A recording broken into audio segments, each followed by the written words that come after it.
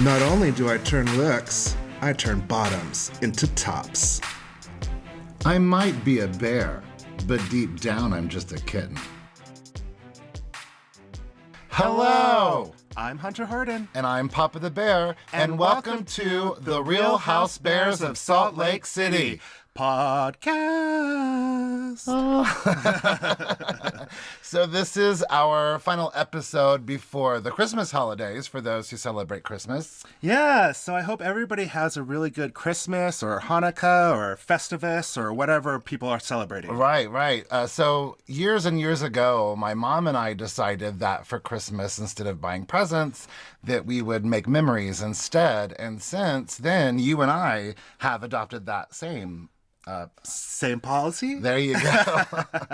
Yeah, our first memory trip was Christmas at the Biltmore Mansion. Yeah, in Asheville, North Carolina. That was like my favorite Christmas. And since then, we have just been making memories instead of buying presents. And I think it's so much better than buying presents. Yeah. Making memories lasts forever. Yeah, I mean, there's always one little thing at least to open on Christmas Day, but just getting to spend time together and make memories and have fun is really...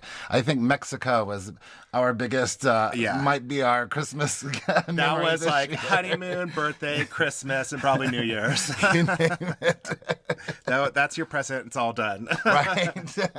But I love presents. Listen, I want lots of presents. You know, when I was a teacher, I used to kind of politic for presents for Christmas and my birthday. I remember you would come home, you would make a killing. You would make so much like Starbucks gift cards, peanut butter. Yes. I mean, one year I got like $270 worth of gift cards for Starbucks for my birthday. That was an awesome couple of months that it lasted. That is not the only reason why I missed being a teacher, but that was a Christmas time, or your birthday as a teacher is a pretty exciting time when you like to receive presents. Seriously. This week, our present is this episode 6. Oh my goodness. Sundance City of Housewives. Now, this episode I felt was very different than all of the other episodes this season. It seemed like a filler. Like there wasn't anything that pushed the storyline along. Yeah. It was just a lot of like what everybody was doing at that moment. There wasn't any big drama. There wasn't any heavy hitting things. Yeah, Sundance was the main character this week. Yeah, seriously, Sundance. And if for anybody that doesn't know what Sundance is, it's actually the largest independent film festival that is held up in Park City and Provo, Utah. Wow. Well, I know that it's an exciting time around here, and a lot of celebrities come to town, and I really enjoyed watching all like the hubbub and of people getting excited and what a big deal it is to get to go to Sundance. So. There's a lot of out-of-towners that come in. That's what everyone is like, especially Heather. Heather's super excited about an out-of-towner. Yeah. But, this episode, really, you're right. It doesn't really move much forward. I mean, maybe Jen and Mary a little bit, but it's fun. It's a fun episode. And I like that it starts at Lisa's house because that gives us maybe a feeling that maybe finally we're going to have some more Lisa time. She hasn't really gotten a whole lot of screen time this season. Yeah, so we're opening up, and Lisa is preparing for so many events, getting ready for Sundance, because, she is the Sundance queen. She is the Sundance. But you know what? To be honest with you, she earned it. Like, I read in an article, in an interview with her, that she was responsible for over 40 events at Sundance. That's a lot of events. So, you know what? You've earned that title, Queen of Sundance, Lisa Barlow. You take it. Seriously. And just from that many. Just from that to-do list she had, it was clear how busy she was going to be. That's how busy I am, like, in the year. Right? But poor John, he's like, can I please sleep just a little bit more before my day gets too crazy? And Lisa's totally like me. She's like, look at me when I'm talking to you. I need you to look at me while I'm talking to you, so I know you're understanding what I'm saying. And it goes back to, I need attention. I need attention right now. I love that. And then at Heather's house, it's just, again, there's no like long scenes in this episode. There's a bunch of like 5-minute episodes, like not even like even 3-minute episodes, like little scenes. I mean, like last week it was a continuation of the cocktail Met Gala. The week before it was a continuation of the 20s party. Like we've been starting off with huge scenes, and then today it's just like, here's 3 minutes here, here's 3 minutes here, here's 3 minutes of Meredith and a Morticia Addams gown. I loved that gown, but yeah, it did look kind of gothic. No, as soon as I saw it, I was like, she with that straight hair, that long gown, I'm like, she is straight up Morticia Addams. You know, I love me some Meredith, but I hate to say it, I didn't love this look on her. I don't know. I kind of liked it, but yeah, I'm glad that she was getting the arm parts hemmed up and stuff. Yeah. It was a little bit long. It looked a little bit like costumey. Yeah, and we got to meet Kim, the fashion show coordinator. And, I always love when we go to Meredith's house because we always see my picture in the background. I know, you're always in the background, that big bear picture. But they're getting ready for the first ever Park City Fashion Week. Yeah. Where Brooks is the youngest designer at 21. Mm-hmm.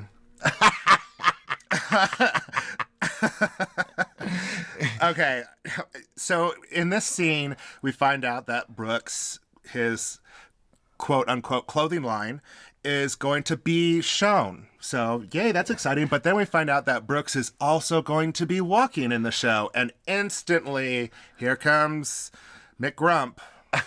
He's like, Mother, you didn't even tell me I was going to walk. I was surprised that he didn't assume that he was going to walk. Have you ever seen a fashion show where the last person to come out wasn't the fashion designer with their head model? But listen, I don't think this kid has had anything to do with this, the whole process of even being a designer. He's probably just like, that looks nice. Okay, we'll do that. Well, certainly he at least picked out the font. Oh, God, I hope so. I mean, I'm reading a lot of stuff online about Brooks. There's a lot of people that are not a fan of Brooks, and people are just like upset because Brooks got all of this through his mom. He hasn't had to work or do anything for this line, and there's I know personally hundreds of designers out there that are living off top ramen, are throwing their last cent into all of their creations, and they're beautiful, talented workers, and they don't get opportunities like this, that this has just been handed to Brooks. And for black with a line down the sides, a lot of people are upset about it. Like, I don't care that he had someone wealthy to finance this. I'm sure some of the biggest designers in the world have had the same situation. If there was some talent to back it up, if there was something unique and exciting, that would be a different thing. I don't care if Meredith paid for it. I'm sure he's not. I'm sure that happens lots, but the kid doesn't have any talent. Yeah, it seems there shows no talent in it. And also, I did also read that the Daily Dish did an interview with Lisa and kind of asked her... Meredith. Or... See what I'm saying? And asked Meredith, why did Brooks honestly take off a semester of school to be on the show? And she said, no, it's not true that she encourages all of her kids to take off a semester of school at some point during their college It's career. always the second semester of their junior year. Yeah. So apparently he didn't, but I'm sure that he did. Well, I mean, maybe it could, listen, for the benefit of a doubt, maybe all the stars aligned and it all happened at the same time. Well, lucky Brooks. I mean, I do think Brooks is a total brat, but I don't think I have the disdain for him that most people have. But there is not a single scene, if you can find one scene with Brooks that's in it where he's not being negative and grumpy. No, it doesn't exist. It doesn't exist. He is just like every scene that he's in, he's just always complaining about something. True. And I'm getting annoyed. Well, that's why it's a good thing that we could just switch over to Jen Shaw. Roller skate. Stuart, you're fired. Stuart, you're hired again. Go get me a phone.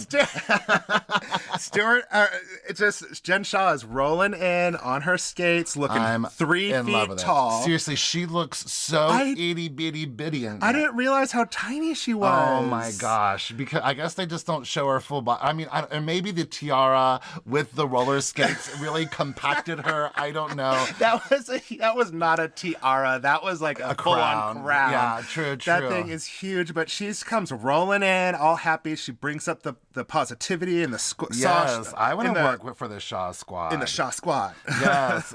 Stuart's fanning her with the big feather fan. I love it, where she's like, Stuart, tell me what I have to do while I'm hula hooping, and fan me while I'm doing it. It's so funny. It's clear that she's not all that comfortable on roller skates. And, again, people are like, Jen Shaw's so extra. I'm like, she's bringing some fun. She's having a good time. People gave her a hard time after Watch What Happens Live when she was acting all silly and bringing out her microphone. I'm like, she's having a good time. I think that's just who she is. Yeah. She's not putting it on. She's just always extra, even when she's by herself or when she's with her Shaw Squad. I think it's authentic for sure. But anytime that we get more Jen and Stuart time, I'm all over it. I love Stuart. He is really so much fun to watch on the show. I just want to get all the sound bites of her yelling Stuart so we can have it. I think that we'll probably have to get one before we edit all this all together. Stuart! And I love it that she's like, talk to me while I'm hula hooping and stuff. And so he's giving her all of this like important information. And she's just like, look at me. Did you see that? Did you see it? Look, Stuart, did you see that? Yeah, it's like just another day. Just another day. We find out that she is getting ready to literally like throw together in like a day, practically a last minute VIP party. She's only hosting VIPs. Well, I mean, listen, if she wasn't, she might have thousands of people in the Shaw Chalet. I love it how Jen Shaw brings up about how Stuart got super drunk last time at the party and thought he was a rapper, and they started calling him Stu Chains. She's like, don't be ashamed of Stu Chains. Stu Chains. Tell your bishop you've changed your name to Stu Chains. And then Stuart's like, I'm going to drip some envelopes into his plate. I'm just like, Stuart, don't be gangster. I love it. I love it so much. He just can't. He's so it's I just so want funny. as much Stuart time on our screen as we can get. Yeah, I love Stu. And then we get to watch Lisa at work. She's at a place called River House, setting up for a Latinx event. So she doesn't only own a tequila company, they also own a marketing company named Lux Marketing. Yeah. So we get another good line from Lisa that it's not such a catty line like she normally gives, but it's a really telling line about Lisa where she says, some people call me the Queen of Sundance. I just think I'm really good at what I do. Mm-hmm. And then she calls herself Queen of Sundance again later. I know. Well, you know what? She does a lot at Sundance. If she wants to call herself the queen, she can, because she's obviously doing a lot at Sundance. But it seems like there's probably a lot of people at Sundance doing just as much as work. For sure. And we know that we even see that there are other people doing the hard labor. But listen, some of these details that she comes up with later, I think is really exciting. Well, she kind of talks about how, like in Mormon life, that you're always setting high standards for yourself and like improving yourself, and she always goes back to that about the constant pursuit of being your best self. And in previous episodes she's like, I set too high standards for herself, but in this one she says she loves the standards she sets for herself. Yes. I feel like she's terrified of imperfection. Yeah, I feel a little bit, and sometimes that just translates to being scared of vulnerability. I relate to Lisa that way. Like, I hate feeling vulnerable. I hate feeling like I'm not in control of myself. I hate feeling like I'm not in control of my situation. So I think that might be another way that Lisa and I are relating to each other. I realize that the most I relate to Lisa is she needs attention. She needs attention, and I have noticed that I say, I love it. I love that. All the time. It. I love it. I love this. I love that. love that. Oh, I love it. I love that. Yes. So I'm constantly realizing that I'm doing that more and more. Well, I love that John shows up with the U-Haul, and she goes inside to let everybody out. She's like, it's too cold. No. I'm going inside. No. Go ahead, John. Have fun. So I didn't realize that like all of their businesses seem to be together. Like John and Lisa are completely in business together. Yeah, but Lisa's always in charge. Well, yeah. One of my favorite moments of this whole episode probably is when the producer asked John, he's like, did Lisa prep you for this interview? He cannot confirm nor deny that accusation. That's so funny. But you know what? Lisa seems grateful and gracious. Like when he shows up, she thanks him for his help. Yeah, she's very grateful for his help and stuff, but she's honest. She's like, I wouldn't do it for him, but... They seem to have a really great relationship. I really like their relationship. And have you noticed in a lot of these shows, like, they don't ever say, oh, I'm going to go get the car or I'm going to go get the truck. They're always like, I'm going to go get the Range Rover or the Porsche. Well, yeah. I mean, I have to say, when I had a BMW at one time, I always called it my BMW. I never called it my car. I guess that's douchey. I'm just going to be like, I'm going to get my Subaru. Go I get the definitely Subaru. Don't say I'm going to go get my Chrysler now. Pull up that hatchback.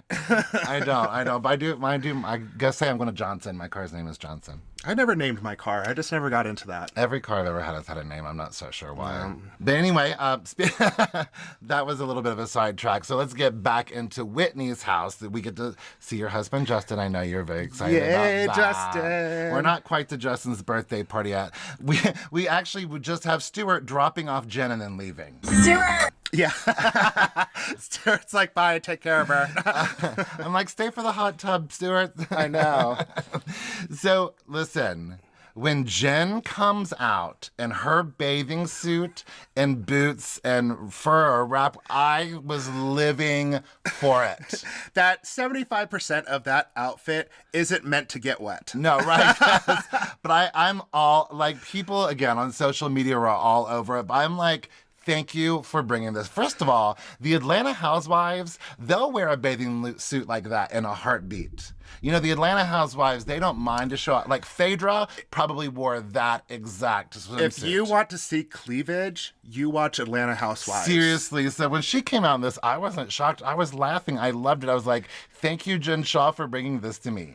Jen Shaw, we understand you because if you look through any of our Instagrams, you see how extra we are when we go to events. Even just to a swimming pool, we are always decked out in an outfit. It's not just a wardrobe. It is an outfit that we are wearing. Yeah, it not is just clothes. It is an outfit. Yes. I was thankful, though, that she did have, like, nipple covers on. I was going to say that. I was like, did you notice the nipple covers on her boobs? The swimsuit doesn't even cover her nipples. Yes. I love that swimsuit. I love the line, I'm keeping it modest. It's Cardi B classy. It's... Well, I mean, listen. I can't you put modesty with Cardi B at all. Yeah, I was going to, or classy. I mean, no offense, Cardi B, but I see a lot of WAP. That's all I see. But listen, Jen Shaw, please keep squeezing your ginormous chest and tiny little bathing suits that show it all for us. And even Jen is laughing when she comes out. Why aren't people just laughing with her? She's just having a good time. I bet you the producers, like, she came out without those nipple things on, and the producers are like, Jen, honey, no. Here's some nipple. I wonder if they carry nipple covers with them, like the producers. Like, they have to. They might have to. Where do you get nipple covers? I think you can get them just about anywhere they sell bras, I would say. Oh, okay.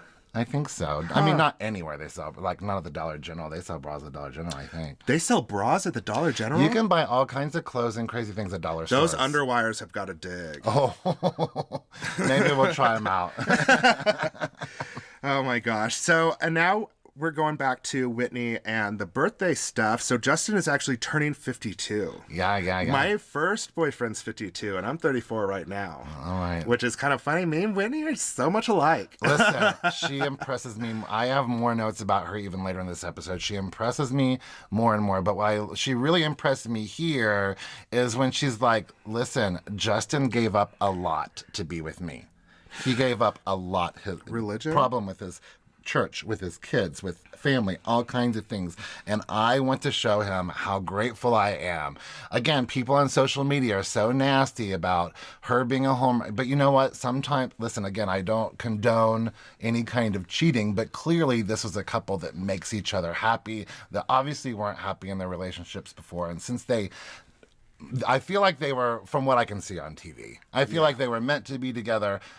Even though it's an unfortunate way that they got together. Yeah, I don't know exactly how it all went down. All I know is that they were married with people at the time, but it kind of sounds like they were really flirty with each other, and then they're like, do you like me? Yes.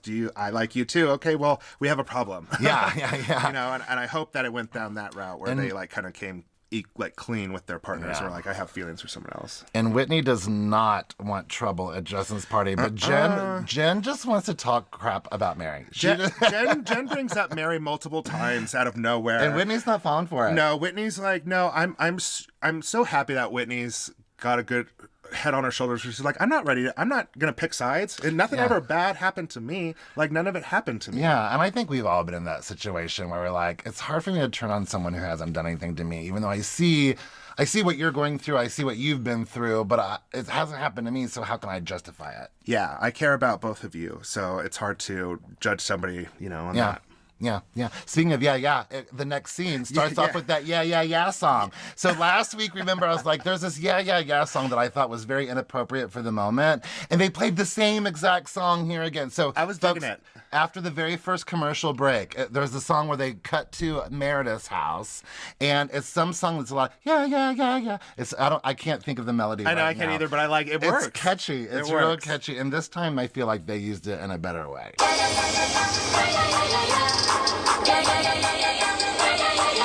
Yeah. But Whitney is calling Meredith, and Meredith wants Whitney to walk in Fashion Week. It's history in the making, and you're part of it. I want to see her catwalk. Well, I think we'll get to see it next week. I as a really matter of hope fact. so, because I just think she's just a fierce girl, and I just want to see her walk and look stunning as usual. I think It's got to be better than Ramona's. Oh, Lord. Anything's got to be better than Ramona from New York's catwalk. But listen, at least that's, you know what, Ramona might have looked like a crazy person, but that's an iconic moment. That is really, I guess negative attention's better than no attention. Listen, you're talking about it like 12 years later, so. And I still mock it every once in a while when I'm doing shows. It's amazing. It's amazing.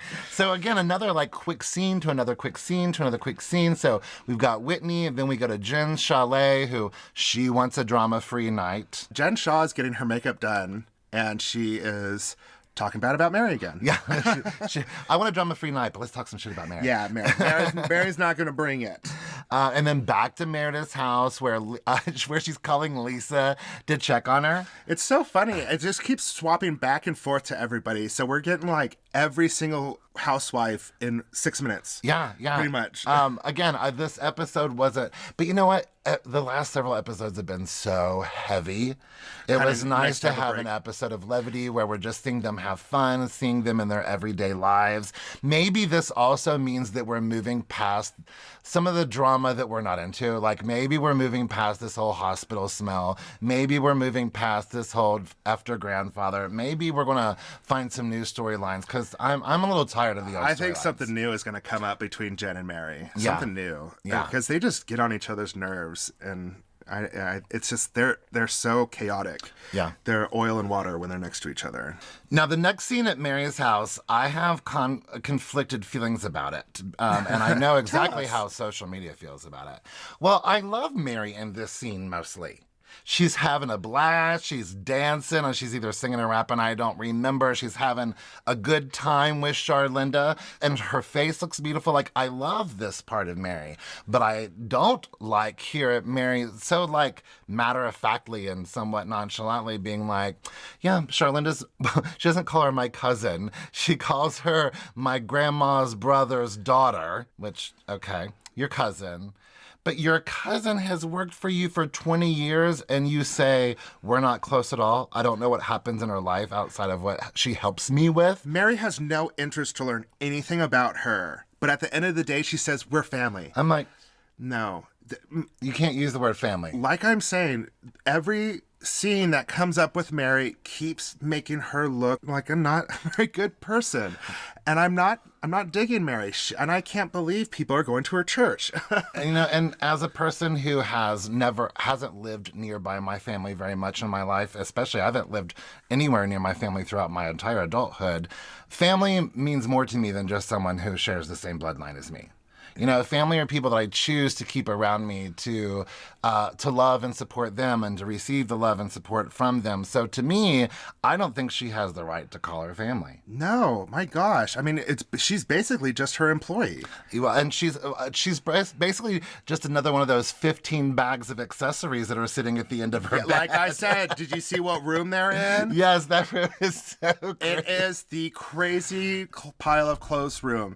And I love it that she pulls out these pink shoes that look cute, but I know that when she puts them on, they're going to look so trashy. Well, because she's going to put it with something horrible. And 16 things that are horrible on top of it. Yes. And so I saw all the bags that were filled with more bags. At the foot of the bed. Yes. Okay, Mary, where are you getting all your money? Well, true. But when Heather comes over, Mary is having fun. I enjoy seeing it. Heather is checking on Mary to see how she feels about Jen Shaw being there. But, Mary is being very charming in this scene. I other than her being cold about her quote-unquote family, I thought this was a really fun scene. A side of Mary, she looks like, hey, I'm going to a big party tonight. I'm on TV. I'm going to have lots of fun. I just want to get to Whitney's house. Please just get me to Whitney's house. Well, luckily after Heather and Mary hang up, it takes us straight to Whitney's Thank house. God. Justin's birthday. And listen, you know it's going to be a good party when Justin's first line is, "Sorry, Mom and Dad, but I'm not sorry," Yeah. and takes a body shot. Well, I mean, the very first scene is body shots. Yeah. I mean, usually that's more towards the end of the night. They're not even on the party bus yet. Have you ever been on a party bus? No, I want to so badly now. I want to be on a party bus so bad, but I'm afraid I would just like bust my head open because I know that I'm going to get crazy. I'm going to be climbing all over everything. Just like I'm going to have my legs around your head, hanging from the rafters. But you know what I don't want? Have you seen those like party things in the sky? Where I think Atlanta did this one season where they lift you up in the air around like a table, around like a bar. No. I'm not interested in that kind of fun party. for me. That's not fun for me. That sounds like no fun whatsoever. That's a Mission Impossible dinner. I don't like that. I don't need any of that. I'm not Tom Cruise. I don't get paid that much to do those types of stunts. Yeah, but that party bus does look like a total blast. It takes them to Deer Valley. Oh, but wait. Imagine being that camera crew on that bus. Did you notice how many people were on that bus and how many different scenes that camera guy had to get? And it was like I bet he was just had one hand on a bar and the camera in the other hand, and he was just getting knocked over around by all those girls just trying to get shots in there. We'll have to look and see how far away Deer Valley is. Well, we first of all have to find out where Whitney and Justin live, I guess. Yes. It did look like a fun trip, though. But this house that they show up to is sickening. It's so beautiful. It's the party where the chicken pops. That's all I thought. The first thing I thought of when they walked in, I'm like, where are those chicken pops? I was too distracted by like all of the incredible light fixtures in the house and the big open windows. I was like dumbfounded by how beautiful that was house their house, right? No, it was their friend Catherine's house where they went to Deer Valley. That's right. Yeah. That's right. Yeah, it was a very gorgeous house. It looked like a really fun party. For sure. Mary's like the first one to show up, and she looks... Okay, I have a feeling just based on your reaction that you did not like how Mary looked at that party. I did, actually, except for too many accessories. No, she was finely dressed. It was just too many accessories. Yeah. Like I said, take off 5 or 6 things. But the funny part, though, was Mary standing over there by herself doing the Elaine dance from Seinfeld.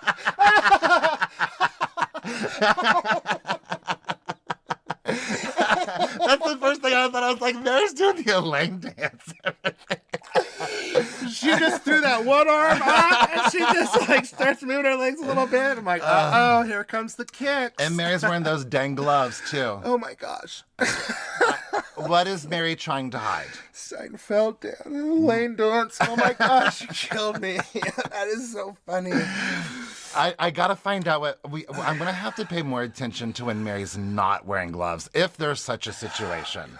I gotta find out what Mary's trying to hide. Maybe it's a fashion statement, I don't know. But I feel like Mary's got something to hide beneath those gloves. Are you still laughing about the Elaine dance? Yes, I just can't get it out of my head. Because I love Seinfeld. And Elaine's like my favorite character. And my sister does the dance so well. So I was like, was she having a stroke? Is Mary having a stroke on the show? No, she's doing the Elaine dance. Oh my God. It's making me cry a little. I'm trying not to laugh so hard. But you gotta hand it to Mary. Like, she approaches Jen Shaw to really try to eliminate this issue. And I kind of liked her conflict resolution tactics sometimes when she just goes, Jen, this is crazy. Come on. Because it is a little bit crazy. Again, we've talked this. It is, and plus Mary doesn't want to fight. Like, Mary definitely doesn't have the strength in her to fight. She doesn't have the brain power, I think.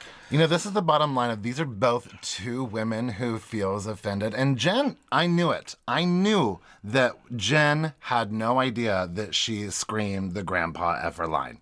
Well, I think she did know that she said it, but they're basing everything on specific words because Mary said that you said it to me. And Jen's like, no, I did not say it to it's all you. about I semantics. said it, To Meredith. but I did not say it to your face. Yeah. That's where all this is getting convoluted. It's all of just word choice. Well, she said in her confessional, she's like, listen, I had a lot to drink. So if I said it to, I know I didn't say it to Mary. Yeah. Because I didn't even speak to Mary. But if I said to someone else, that's possible. Yeah. So that it was just semantics. Yeah.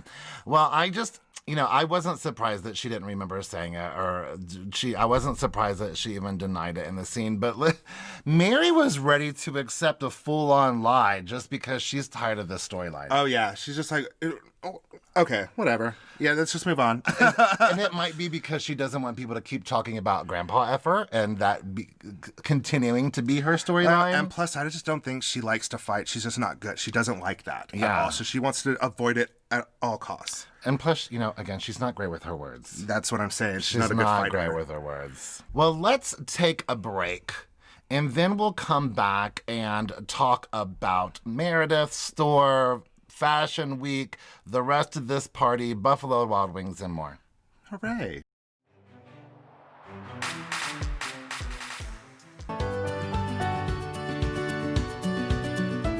We'd love to give a shout out to our sponsor, Anchor Podcasts. If you haven't heard about Anchor, it's the easiest way to make a podcast. Let me explain.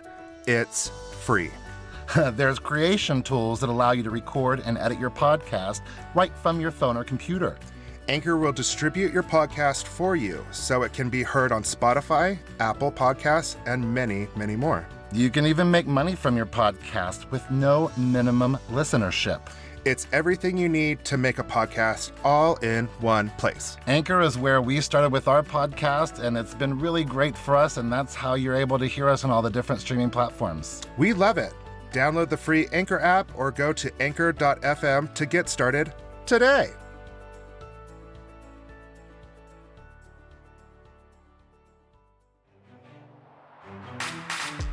Now we're back doing Sundance stuff with Meredith and Brooks. And they are picking out items of jewelry and clothes from this place because Meredith is going to be showing her jewelry line. And she's walking in Fashion Week, and I'm excited to see her walking. Normally, when you see housewives that have to walk in some sort of fashion event, they're really super nervous. But Meredith's excited about it, so I'm excited for her. Yeah, it'll be a good experience for her. I don't know if she's ever done this before, but it's fun to be able to be like in a spotlight. And of course, Brooks asks if Seth is coming, and he's sad to find out that Seth's not going to be there. It's natural. But you know what? I'm sure that even the dad knows. He's like, listen, kid, you haven't done anything for this. This has all been given to you and handed to you. You didn't work for it, so it's not that big of a deal. I don't know. Heads. I think it's, I guess that's me. as a person who did music and theater my whole life, it really meant a lot to me to have my parents there for pretty much every event that I ever did. But you did the work. Yeah, well, true. You didn't show up and have someone else sing for you. Well, no, that's true. But see, that's what this is even Brooks says, I got this opportunity, because of my mom, and yeah. I don't know. If I was a parent, I would be like, well, what did you do for that? Like, oh, you just told somebody to do this and we paid for it.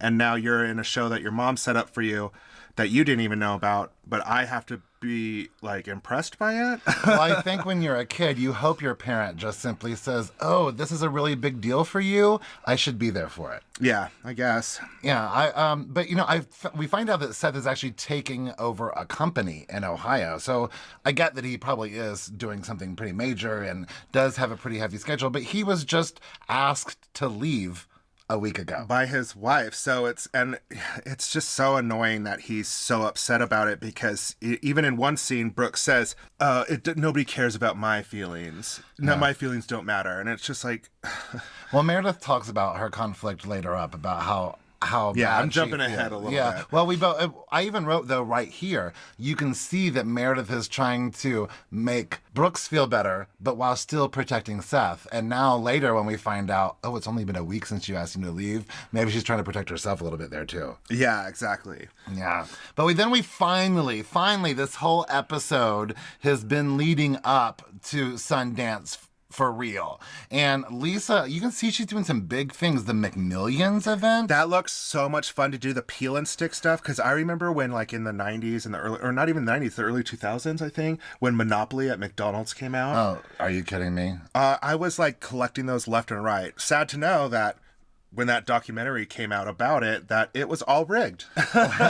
Either way, my friend Robert and I in college, we would go sell back our textbooks and then go to McDonald's and play a Monopoly game. I thought that was amazing. It was such a fun thing to do. Like, you like looked forward to getting like your super size. That was back when they did super size. I hope that was Lisa's idea because I thought that was it was genius. It was great. Impressed. And it was open to everybody. It wasn't a VIP party. Yeah, that was the Sundance Queen never disappoints. Except for maybe her children. Well, and then we cut to her children, Jack and Henry, who, by the way, have a babysitter. I'm not going to buy skincare products from somebody that still needs to be babysat. Because apparently Jack has a skincare line. He does. Jack has a skincare line for men, which I find interesting since he's not really a man. But what is really cool about it, though... He's not really a man. Well, he's just a kid still. He is. He's still babysat. Yeah, but what's cool, though, is if you buy his product, then they also donate product, I believe it's to homeless or underprivileged, but every time you do purchase, something is given to someone who is underprivileged. I think it might be product, which I don't know why they're so worried about skincare. If they're more worried about I don't know. When I walk by homeless people, they're not asking for dollars anymore. they're asking, I need some face skin regimen, please. My skin is a wreck right now. Well, I'm sure it includes soap, so maybe they're donating soap. That I'm sure that would have to be the thing. I don't know. There's a lot of children in this show that have businesses that they shouldn't have. Yes. But the baby asks, do you ever see your mom? And they're like, sometimes at night. Yeah, sometimes. And they're like, she's like, well, let's FaceTime her. And we get the bitter result of a decline. The kids can fend for themselves, she says. Well, they got the babysitter there. But it's true. They've got a babysitter. And listen, we've seen how OCD Lisa is. I'm sure she left a list of 18 people that anyone could call in case of emergency. Yeah, that's true. Including her husband. Oh, I'm sure. I'm sure of it. But it's funny, though. It's great editing. Oh, and I love it that they're eating Buffalo Wild Wings. You know I love a Wild Wing. Well, that's why I brought it up on the exit to the commercial, because we eat above almost once a week. I love Buffalo Wild Wings, the flavors and the meat. You know I love meat. Yes, and the boneless wings, as long as it's off the bone. Yeah, I don't need the bone. That's just too much work for me. It gets in my mustache. It gets all over my fingers. Nobody knows this. Well, a lot of people do know this, but they're only close to me. But I have like a phobia with my fingertips.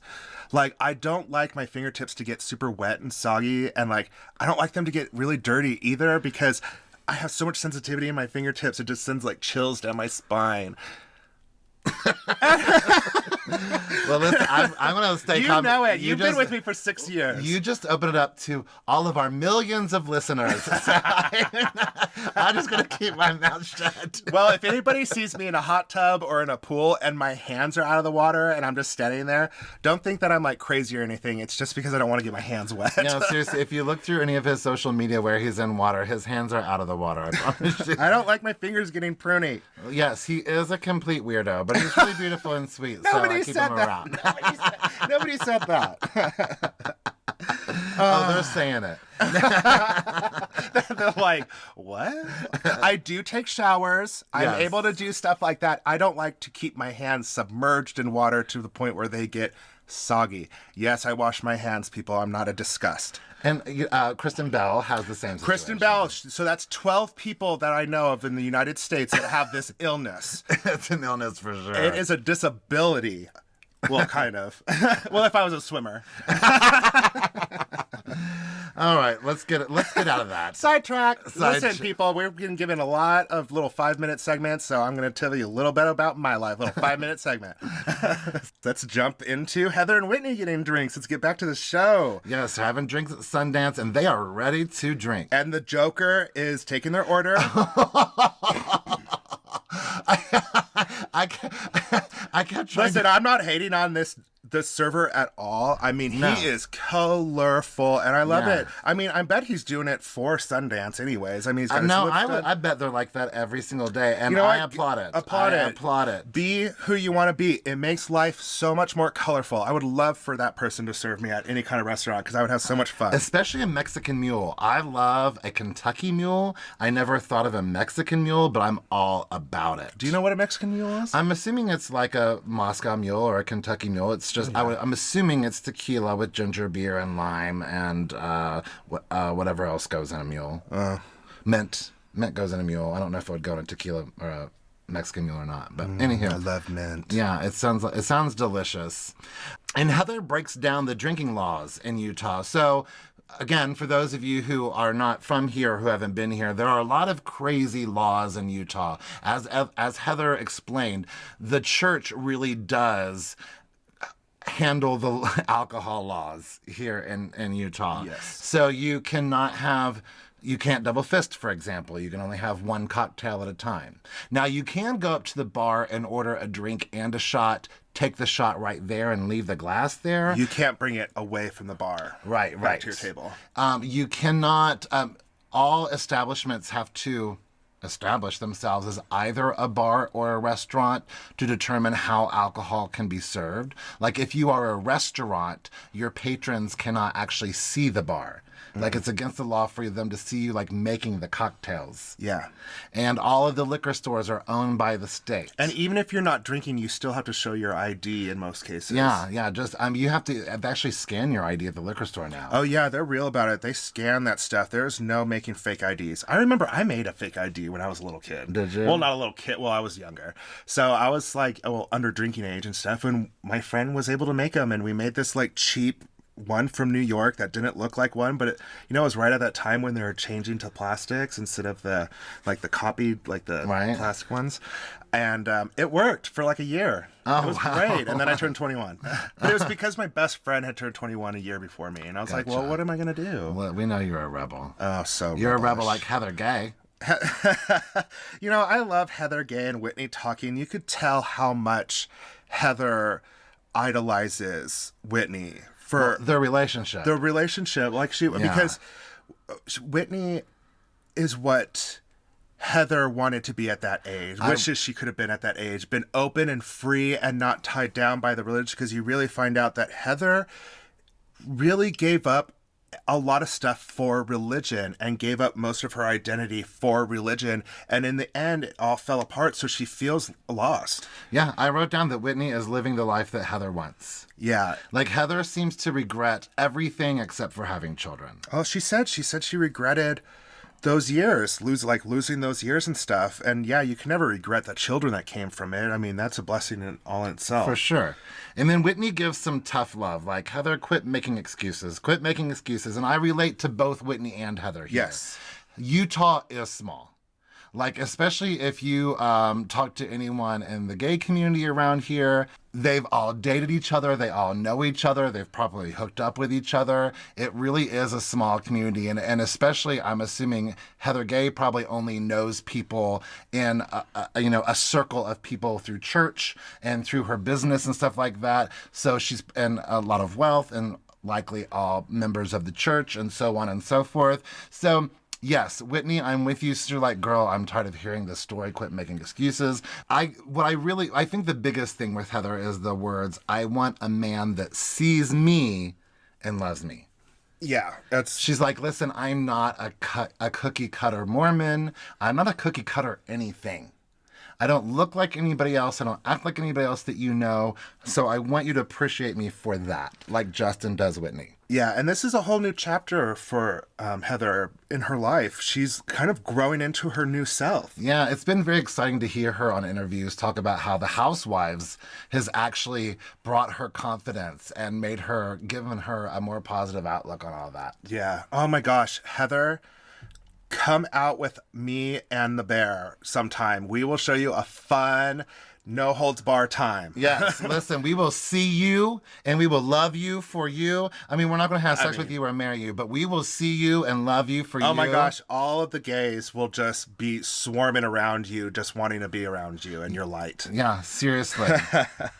So that was a fun scene. I really liked seeing Whitney. Again, she is such an enigma because it's easy, again, to just look at her and to classify her as a dumb blonde, but she is far from.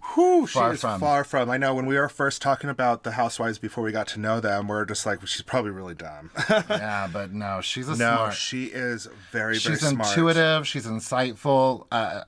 All wrapped up in a pretty package. I love it that they just ordered fries. Like, that's all they ordered while they were talking. I just want fries. That's all I want. I see that in a lot of Housewives because they're finger foods. Yeah, well, and plus, Bethany Frankel once said, taste everything, eat nothing. Well, if you leave one fry left, does that still mean you tasted everything? Well, I think that means don't eat a full meal, just taste lots of different things. So they normally can't have French fries. The skinny as Whitney is, I'm sure it's very rare that she would have a burger with a bun and French fries. Yes. So I see that a lot of celebrities and housewives, they'll just order French fries because it's something they rarely get, and they just eat some of that. Yeah. And then after dinner, we're going to more Sundance-ness at the Shaw Chalet. We find out that Jen got this event together in like 10 hours. Ain't no party like a Shaw party. Right? But 10 hours for all that decorating and the movie screen and getting the bar in, that's insane. Oh, I love what Jen is wearing, that denim jumpsuit. Oh, she does look really incredible in that jumpsuit. But have you noticed we haven't had a Jen Shaw leg reveal in this episode? Oh my gosh, you're so right. We haven't had one single leg reveal. This has been a very quick episode. Maybe it's because the nipple cover reveal that we had. She revealed like, that's plenty. enough. Yeah, she's like, we can either have a leg reveal or we can have that bathing suit. We can't have both. Leg reveal or nip reveal, whichever one we're gonna come first. Yes. And then she's like, people get shot when people walk through yards, and it's just the hot tub people. Yeah. But seriously though, that would scare me really bad if somebody was like walking in my yard when you're out there in the middle of nowhere. I mean, well, not the middle of nowhere. Right. Well, I would personally know that there were hot tub people coming, but I'm pretty sure she had no idea. I don't think she had any idea. Stu knew. Stuart knew. Stuart knew. Yeah. Stuart, who's in my backyard? Stuart. I don't know. Get the gun. I wonder if she has a gun. Well, I wouldn't. We are in the wild, wild west. Right. So after that commercial break, then we get to see her in all of her glory. And so we've got Brooksy, and now we have Reefy. Yeah. She says, Reefy, how does mommy look on a scale of 1 to 10? And he's like, 12. Not only is he gorgeous, but he's also smart. I love it that she's like applauds them, and she's just like, "That's a good answer. That is a good answer." It's like she's like a coat, like a spelling bee coach or something. Like you did right. And listen, this black feathered fan is another character in this episode because she has another assistant that I didn't recognize behind her with the fan when she comes out of the dressing room. I noticed that as well. And she runs in, and her cousin is like right there, who is very handsome. Mm-hmm. Yeah, I mean, everybody on our social media has been talking about him. Oh, have they? Yeah, I've been seeing a lot of people being like, "Hey!" And there's one of my friends. I can't remember which one it was. One of my friends, but there's a picture with him holding the microphone, and he's got his thumb on the microphone. And one of my friends said, "I never wanted to be a microphone so bad." It's just like, what? And so as she's walking, finished talking with her cousin, she runs into the subject of the film, the band. Yeah, Fraternity. Number 4 and then Ternity. Fraternity. Yeah, so it's a local band in Utah, and it's about their coming up from rags to riches. Wow, I guess we'll have to check it out. Yeah, we're going to have to give them a listen to, or even just watch the documentary. And then they give her, like, their stage names, which I have to say were pretty ridiculous names to me. But I like Jen Shaw's stage name, J Boogie. J Boogie! Yes, J Boogie. And then you mentioned earlier about how exciting it is that all these outside people come in. Oh, girl. And Heather is excited for these out-of-towners because they're not Mormon men. They're people from the outside world. It's like we're in such a bubble in Utah. And that's kind of a catch-22 for her because she is looking for love in general, but these people don't even live in Sundance. So during Sundance, she ain't looking for love. She's only looking for sex. I love it when she says that in confessional. She's like, "That sounds so vulgar. Can you delete it?" They're like, No. Yeah, that's great TV. That's a first season mistake, sister. Yeah. That's a rookie mistake. But you know what? Who isn't sometimes? Right. And again, another moment where Whitney impressed me. When she walks in and she recognized Jen's sister. Like, I got the feeling that she maybe met her one time and recognized her. And that's just a really good sign of someone who is present. Yeah. And I don't always have that gift. I am so bad with people's names and faces. Yeah. Oh, I'm so bad. And especially with social media. I forget your name sometimes. Well, and even with social media, like I'll see somebody on social media a lot and probably am either, friends or following, but we don't know each other. Mm-hmm. And then when we see each other in person, I'm like, do I know them? I'm like, can you please have like a picture, like a sticker on your chest of your profile picture. Yes, because please. then I could recognize you. Yes. Yes. But I was really impressed with Whitney for that. I thought that was nice. I did feel like Justin was a little bit underdressed for this. Justin was very underdressed, but he's still sexy. I like, Sorry. Yeah, I like the shape of his body. He has nice broad shoulders. He's got broad shoulders. Yes, I was going to say that. Yeah, he's got great broad shoulders. But, Jen's sister really doesn't even look like Jen very much. They look so much different. Not at all. Not at all. But then Katie and Lala come in from Vanderpump Rules. And here comes a season crossover. Yes, a series crossover. Well, let's see if Vanderpump Rules exist anymore. But I thought that was really neat. I thought it was a big deal. Well, I mean, that they're from, we already knew that they were from Utah. Yeah. And Park City. And then Whitney knows them like through a friend. Yeah. Which is fun.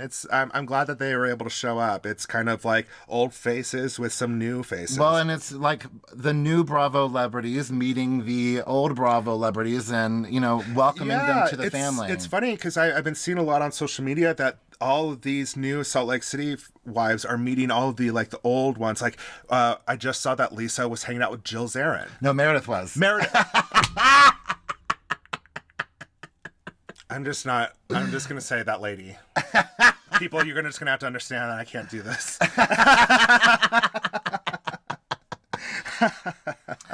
So, I like that Katie was like, well, at least you can get laid to Heather Gay. Yes. And Katie confirms how small Utah is. Yeah, it's a small, small world. But what I really loved, another great editing moment, Katie goes, well, you can at least get laid. And then the editors put in a ding in the music. Yes, I heard that. Speaking of getting laid, then Jen goes to set Heather up for the kill with that very sexy man. Seriously, and Heather took no time. At first I was like, Heather, you are coming on strong. This is going to be too much. But it worked. Well, but she's like, do you want another drink? He's like, no, I'm sober, blah, blah, blah. And she's like, I could do this stone cold sober, honey. I could get this. Well, I like that she starts off with women like men with big equipment. Yeah, she's like, that's the first thing I saw. You're just an accessory. And she calls it a printer, and he did not get it. Yeah, he did. She's like, I love your big printer. I thought it was funny. I love it. But you know what? Much. As strong as we think that she came on, she said in her confessional that she doesn't want to waste time because he doesn't want to find another cougar that is willing to come on more strong. Yeah, I'm exactly. Like, honey, ain't nobody going on more strong than you are. I don't know. It almost seemed like one girl did at one point because you could kind of see some girls talking to both of them and Heather's like kind of between both of them like, back up. But listen, it worked. It worked. Oh, yeah. She got escorted out. Yeah, she's beautiful. She's got confidence. It's clear she's ready to roll. So listen, you go get you some Heather Gay. Oh, I love it. And listen, and that you're doing on TV.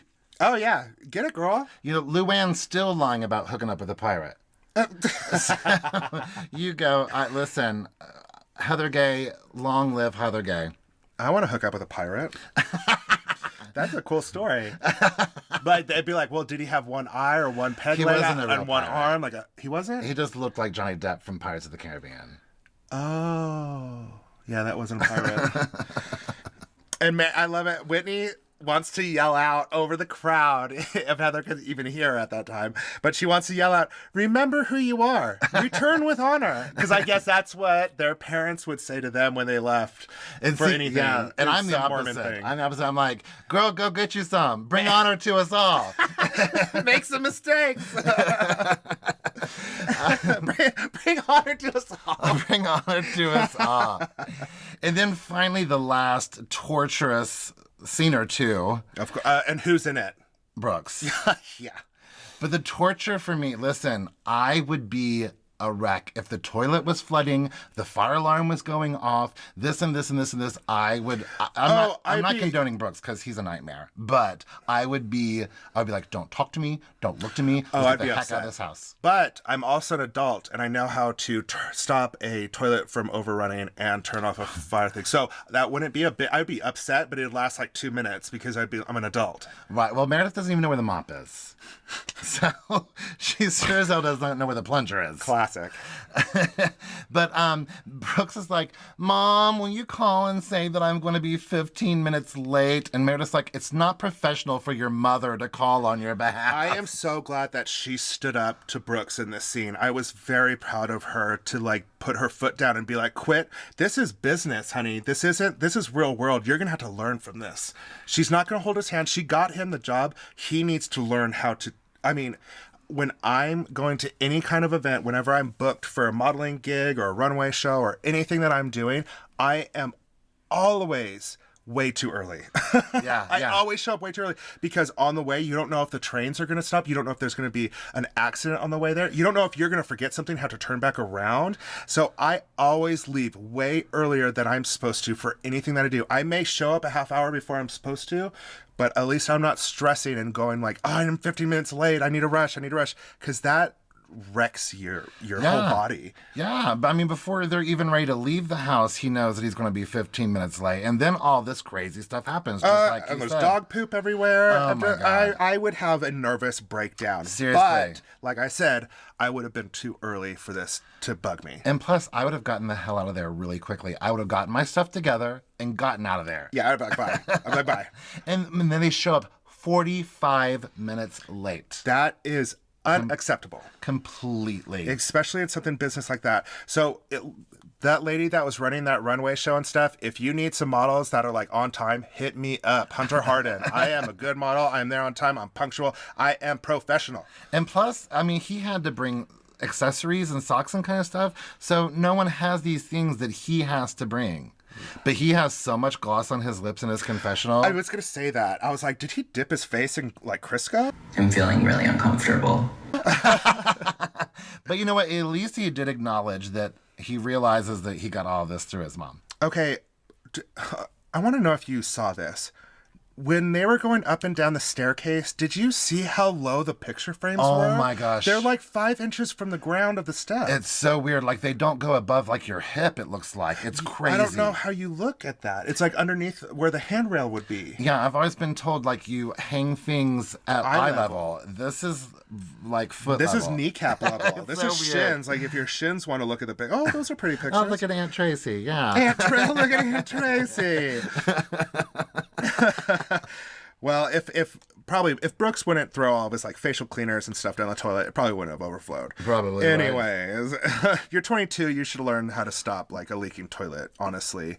But most of the rest of this scene, the rest of this episode just feels like this scene. It's so chaotic and confusing. Like, Brooks doesn't know if he needs hair and makeup. And you know what? She's like, no, I think you're fine. Do you see any problem with it? I would, if I was me, I'd be like, girl, I want to get all this done up. I'm like, I want my hair done. I want some powder on my face. I want to look good. And then Seth sends that terribly uncomfortable video. I thought it was so sweet that he took the time to send that video and stuff to show him that, you know, I do care and I'm sorry that I can't be there. But Brooks, of course, yeah, I just wish he would have been here. But you know, just the language that Seth uses in that video, I'm like, I don't feel like you're talking to Brooks.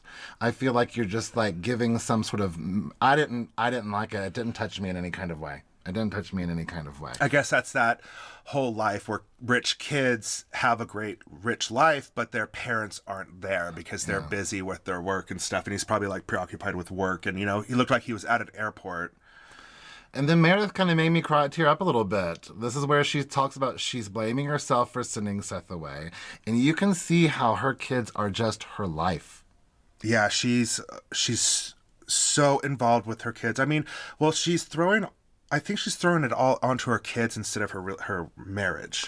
I think she's put onto herself. She says, I screwed up. I didn't protect them. And that, you can't do that. Well, it looks like you've protected him from plenty. Yeah, I mean, look, he didn't have to work to get his own show. fashion line. I mean, honey, you're doing a great job. There are way more parents. There's parents out there that are way worse. Yeah. It was just really sweet to see how much she loves them and see how attached to them she is. Even though she does let him get away with being a brat and kind of acting like the dad in the relationship. It's really sweet to see how much she loves him. Yeah. I love that when Whitney and Meredith are talking and Meredith like kind of jokes after underneath her breath. She's like, well, don't fall down. That was another one of those uncomfortable moments for me that I was going to list. That laugh was so like Maniacal, evil, like yes. I did not enjoy it at all. That was crazy. I enjoyed this episode. I didn't, like, my heart wasn't on top of, in my throat through the whole episode like they have been in the last ones. I don't feel like this episode had as many great one-liners as the other episodes, but I enjoyed this. I enjoyed Sundance. I enjoyed Utah. I enjoyed getting to see a little bit more of Lisa. I enjoyed this episode altogether.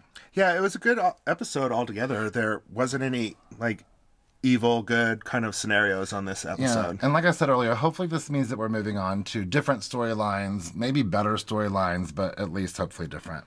Let's hope so. But I'm so excited for the next episode. I am very excited too. I'm very excited to celebrate Christmas with you this week. Yay, Christmas! I'm very excited for all of you who have been listening to our podcast and participating in our posts. Don't forget to follow us on all the social media platforms. On Twitter, we are Housebears of SLC. On Facebook and Instagram, we are The Real Housebears of SLC. And you can email us at therealhousebearsofslc@gmail.com. And please come subscribe to us on YouTube at The Real House Bears of Salt Lake City.